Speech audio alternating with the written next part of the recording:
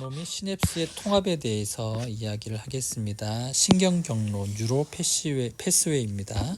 신경세포는 중추신경계에서 비교적 단순한 형태에서 아주 복잡한 형태로 배열되어 있는 신경경로를 만들고, 두 가지의 단순한 경로는 집중과 퍼짐의 경로이다. 자, 집중이라고 하는 것은 뭐예요? 두 개의 신경세포에서 하나의 신경세포로 신경의 신호를 전달하는 거. 그 다음에 퍼짐이라는 건 뭔가요? 한 개에서 격가지를 통해서 두 개의 신경세포로 그 정보가 전달되는 것을 퍼짐이라고 얘기를 하는 거예요. 이 집중과 퍼짐은 어떤 의미에서 중요하냐면, 아까 그 세포가 탈분국하기 위해서는 역치 이상의 자극이 필요하다라고 얘기를 했고, 그것을 실무유리의 법칙으로 또 설명을 했습니다. 이 집중과 퍼짐을 통해서 여기에서 만약에 마이너스 50mV가 이 신경을 탈분국시키는 역치전이, 즉 문턱값이 된다라고 하면,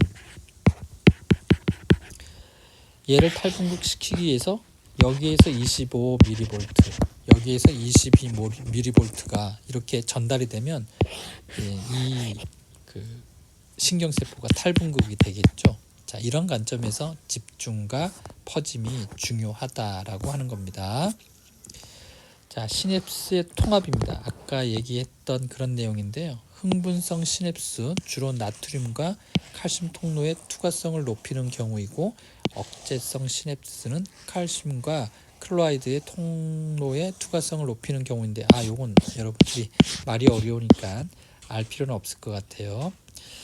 그래서 흥분성 시냅스라고 하는 것은 결국은 신경 전달 물질 아세틸콜린이 분비가 되는 거고, 억제성 시냅스라고 하는 것은 가바라는 물질이 분비가 돼서 이 신경세포가 억제되는 거다. 이렇게만 이해를 하시면 되겠고요.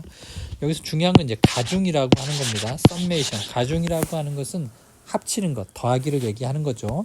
하나의 신경세포를 통해 전달된 연접 이전의 활동 전이는 일반적으로 문턱값에 미치지 못하므로 표적 세포에서 활동 전이를 유도하기 위해 충분한 연접 이후 국소 전이를 발생시키지 못한다. 그렇지만 가중을 통해서 국소 전이를 발생시킬 수 있다. 뭐 그런 내용인데요. 아까 여기서 설명했던 부분이 되겠는데요. 자세하게 한 번 더 설명을 해보도록 하겠습니다. 자, 가중은 첫째 공간적 가중과 둘째 시간적 가중이 있는데요. 시간적 가중이라는 것은 바로 이것을 얘기하는 겁니다.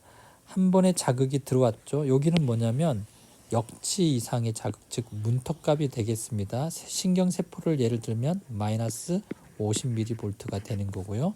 마이너스 70mV니까 신경세포에 여기는 레스팅 멤브레인 포텐셜, 그래서 RMP 안정막 전이가 되겠죠.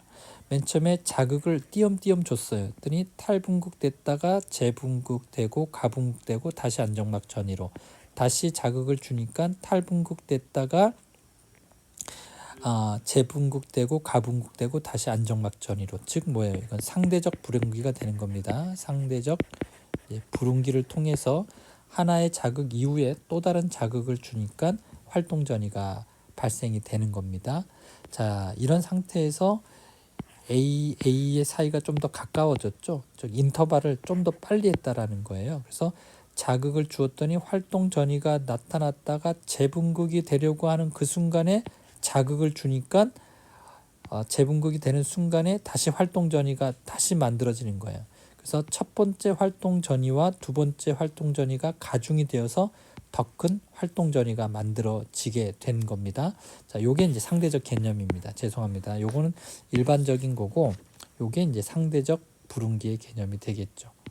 자, 그 다음에 인터벌을 더 총총하게 이렇게 좁았습니다. 그랬더니 맨 처음에 자극이 들어오고, 그래서 활동 전이가 발생하다가 재분국이 되려고 하는 순간 또 자극을 주었더니 첫 번째 자극과 두 번째 준 자극이 더해져서 활동 전이가 더 높아졌습니다. 그리고 세 번째 자극을 주었더니 두 번째 자극에서 탈분국해서 다시 재분국이 되려고 하는 그 순간 자극을 주었더니 다시 첫 번째 자극과 두 번째 자극과 세 번째 자극이 가중이 되어서 더 높은 활동 전이를 만들었어요. 그 다음에 또 네 번째 자극을 주니까 탈분극되다가 재분극 되려고 하는 순간 네 번째 자극을 주니까 또 가중이 되어서 결국은 역치 이상의 자극이 되어서 이때 비로소 탈분극이 확 일어난 게가 되겠죠. 그럼 얘가 플러스 20mV가 되겠죠. 그래서 문턱값, 즉 실무율의 법칙에 의해서 문턱값 이상이 자극이 되니까 근육의 신경세포가 뭐가 되는 거예요? 그 활동 전이로 바뀌게 되고 다시 재분극, 과분극, 안정막 전이로 이렇게 바뀌게 되는 거. 요게 이제 시간적 가중이라고 하는 그런 개념이 되겠습니다. 그래서 공간적 가중은 여기서 볼 필요 없고요. 시간적 가중, 이것도 시간적 가중 이렇게 이해를 하시면 되겠고 억제도 여러분들이 빼면 되겠습니다. 그 다음에 공간적 가중은 우리 책에 나와 있지 않지만 아까 얘기했던 거예요. 첫 번째 얘가 50mV가 되어야지 활동 전이를 유발할 수 있는 문턱값 전이를 발생하는데 얘는 고작 25밖에 되지 않는 거예요. 근데 여러 개의 세포가 이렇게 와서 집중을 하게 되는 거예요. 얘도 25, 얘도 25, 얘도 25mm가 되는 거예요. 그럼 총 전체가 어떻게 되는 거예요? 2, 4, 6, 70, 75mV가 되는 거죠. 그렇게 되니까 역치 자극 50-50mV를 훌쩍 뛰어넘으면서 탈분극이 일어나게 되는 것이죠. 그리고 재분극이 일어나고 다시 안정막 전이로 바뀌게 되는 거. 이것을 공간적 가중이라고 얘기를 하는 겁니다. 요건 이제 시간적 가중을 설명한 거네요. 시간적 가중은 이렇게 해서 설명을 했으니까 여러분들이 이걸 보고 이해를 하시면 되겠습니다. 자, 요약했고요. 정리했고요. 자, 수고하셨습니다.